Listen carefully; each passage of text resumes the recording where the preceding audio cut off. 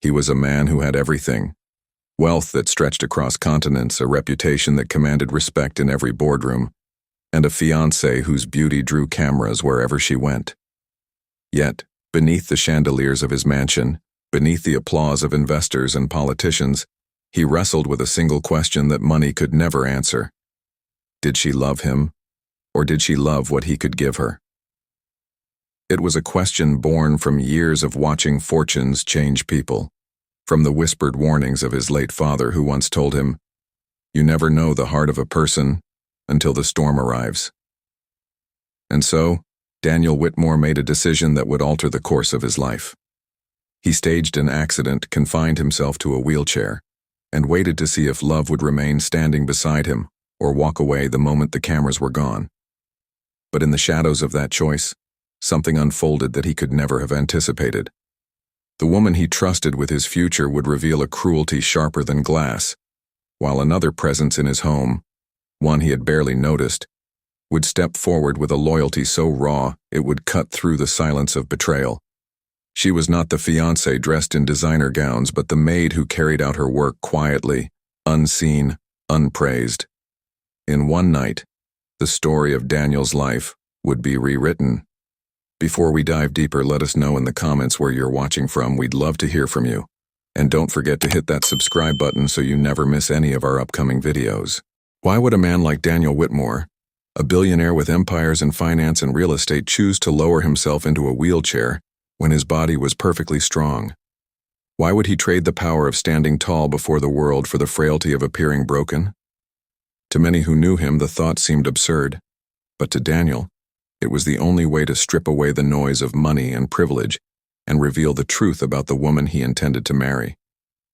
His fiancée, Cassandra Blake, had stood by his side through galas, award ceremonies, and magazine covers. Cameras adored her, strangers envied her, and Daniel admired her beauty. But when the lights dimmed, when the applause ended, he began to wonder, did Cassandra love the man or the lifestyle? That was the first question his deception would seek to answer. The second question, perhaps even more unsettling, was how far someone would go once they thought he was weak. Power changes hands quickly when strength is gone, and Daniel had seen enough betrayals in the business world to know that loyalty is often conditional. But the test would not just reveal Cassandra's heart, it would also draw out another figure in Daniel's home. One who had no fortune, no spotlight, no reason to step into the storm. Her name was Anna Reed, the maid who moved quietly through the corridors, her presence almost invisible. Why would Anna risk her safety, her livelihood, perhaps even her future, for a man who had scarcely noticed her before? What would drive someone with so little to protect a man who had everything? Stay with us as we unravel the shocking story of Daniel Whitmore, his fiancée Cassandra Blake, and the maid Anna Reed, whose choices would change everything.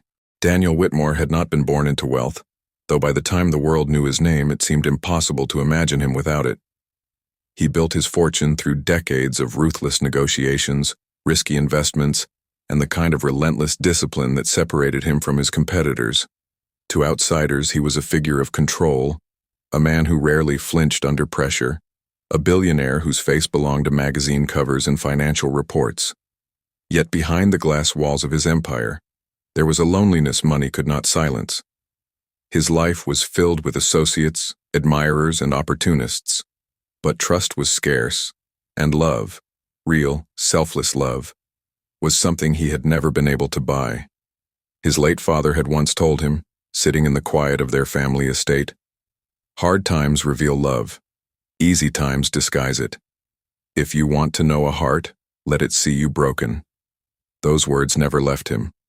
Cassandra Blake entered Daniel's life at a charity gala, her smile polished, her presence magnetic. To the press, she was the perfect partner. Elegant, glamorous, every detail of her life curated for the cameras. When she appeared on Daniel's arm, flashbulbs erupted, headlines declared them the power couple of the decade, and business deals seemed to flow even smoother under the glow of their combined image. In public, she leaned toward him with practiced affection, whispering endearments that caught microphones just in time for evening broadcasts. But away from the crowds, Daniel began to notice a distance, a coolness that never made its way into the photographs. She adored the lifestyle, the luxury, the recognition.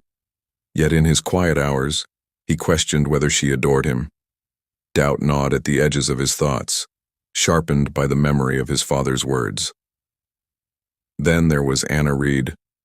Unlike Cassandra, Anna never appeared in the society pages, never attended a gala or red carpet premiere. She came from modest beginnings, raised in hardship, accustomed to work that left her unnoticed. As the maid in Daniel's vast mansion, her presence was quiet but steady, like the ticking of a clock in the background of his days. She brewed his coffee before dawn, ensured his suits were pressed, adjusted the smallest details in his home without ever seeking acknowledgement. Daniel had scarcely spoken more than polite words to her in passing, yet as time moved forward, Anna's loyalty and devotion would cast a shadow over Cassandra's polished perfection. Foreshadow lingered in Daniel's mind. If the storm his father spoke of were ever to arrive, would Cassandra's love remain, or would it collapse? And in that storm, might Anna's quiet devotion rise into something he had never expected? The plan came to Daniel Whitmore one evening after a grueling board meeting, when the doubts about Cassandra gnawed at him like an open wound. If love was truly revealed in hardship, then hardship had to be staged. With careful precision, Daniel orchestrated the illusion of a crippling accident at his private gym. One slip from a treadmill, one carefully planned fall, and the story was set. The billionaire who once commanded boardrooms and empires now confined to a wheelchair, paralyzed from the waist down. Only two men knew the truth: the family lawyer, who had been Daniel's confidant for years, and his private doctor, who swore strict secrecy under oath. To everyone else, including Cassandra and the staff, Daniel was suddenly a man broken.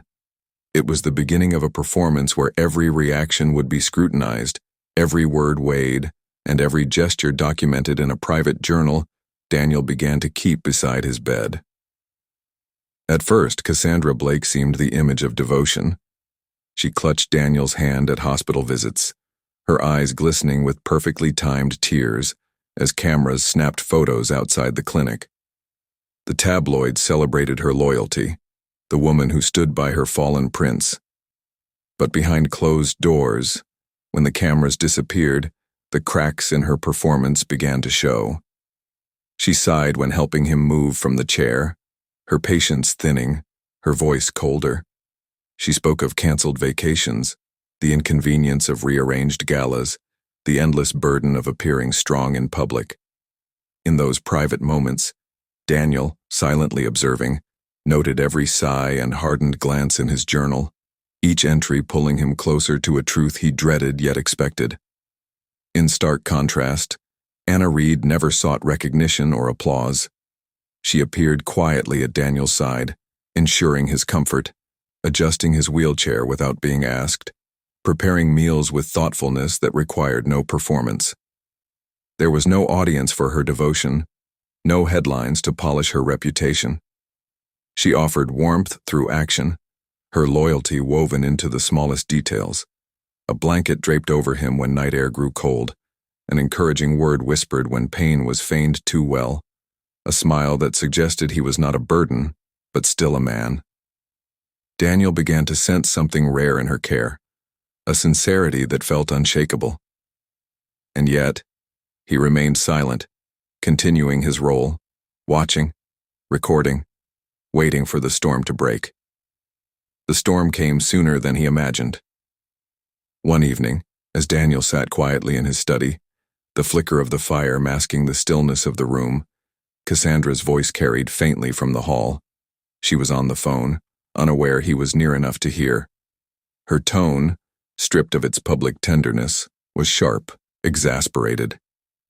"Do you expect me to waste my life pushing him around?" she whispered fiercely. The words cut deeper than any blade, and for Daniel, the test had just begun. The confrontation began on an evening that should have been ordinary.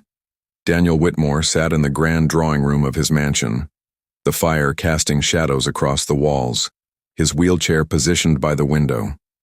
Cassandra Blake entered with the same air of impatience she had worn for weeks. The glow of devotion she displayed for the cameras nowhere to be found. Her words came sharp, bitter, cutting through the silence. She mocked his condition openly now, no longer hiding the disdain that had been building. "You look pathetic, Daniel," she sneered, her voice cold. "A man who once stood above everyone reduced to this."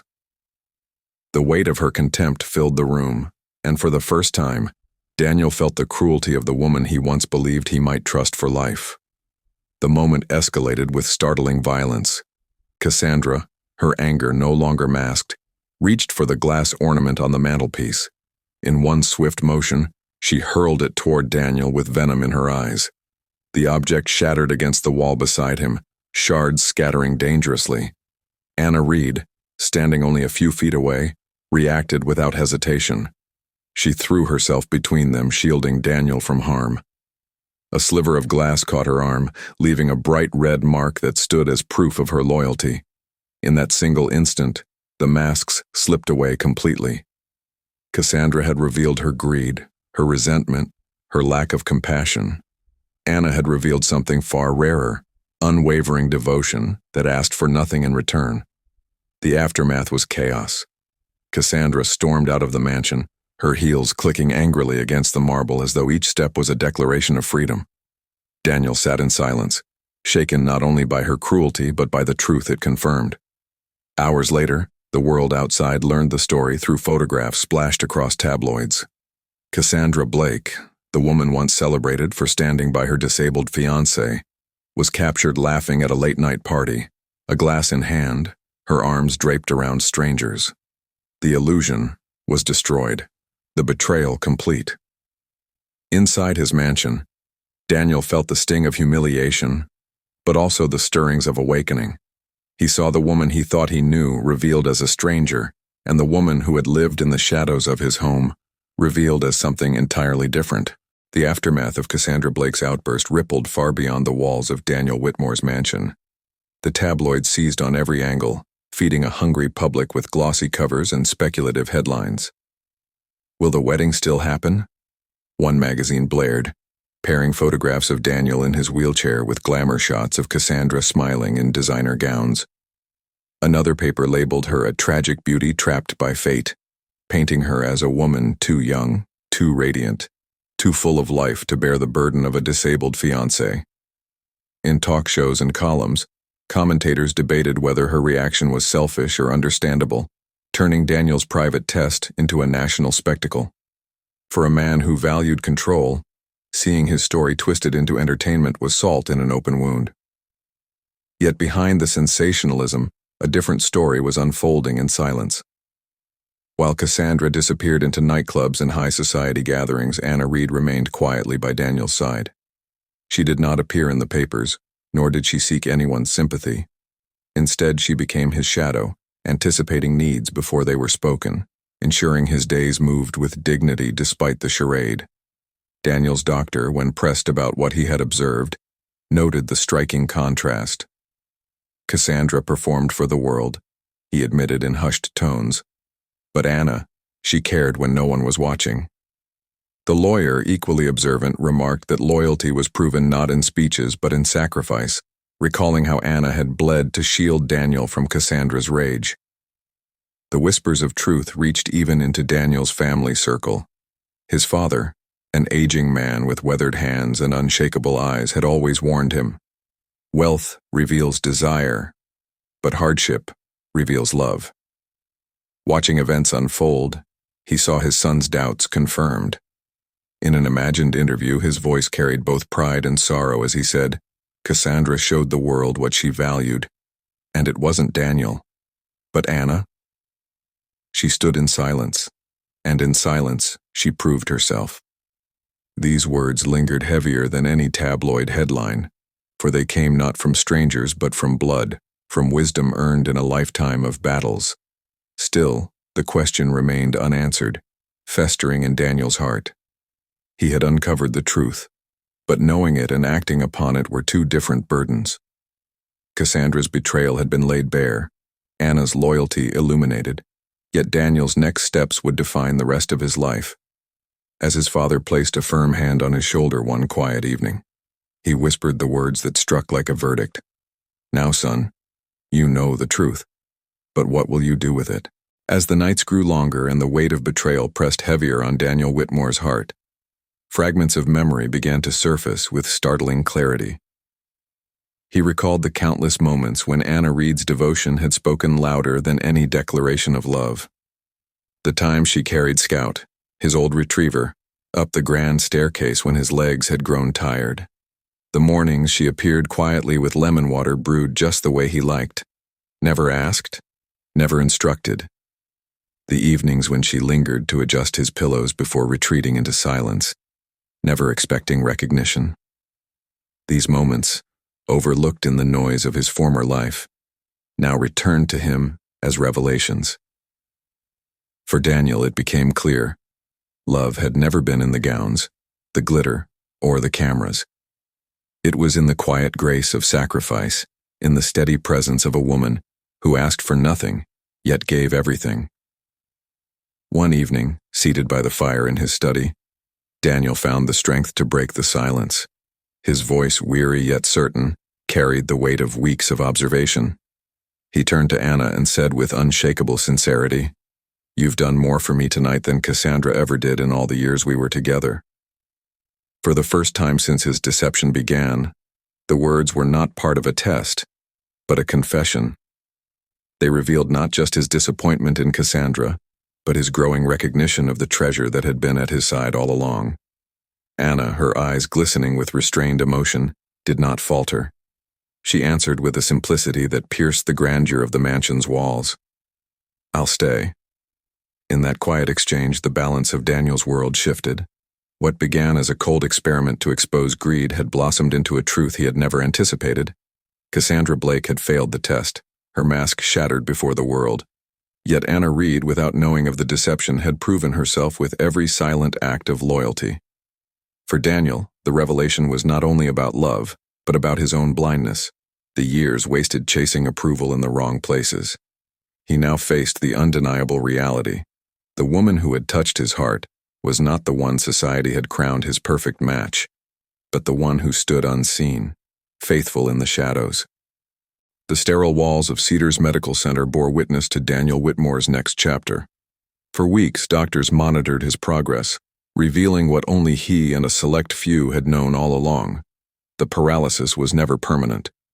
It had been carefully staged, with the cooperation of his physician and legal team, to serve as the ultimate measure of truth. As he began therapy, slowly regaining strength in his legs, one constant remained by his side: Anna Reed.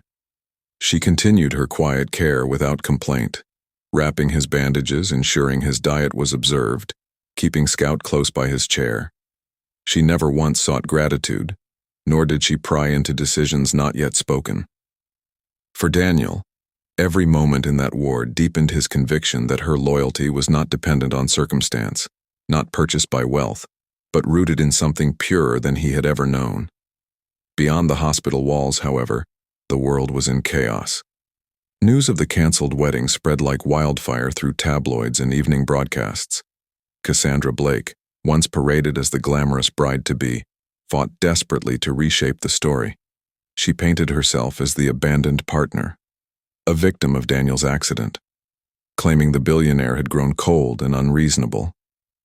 Yet the truth, like a crack in glass, widened with every headline.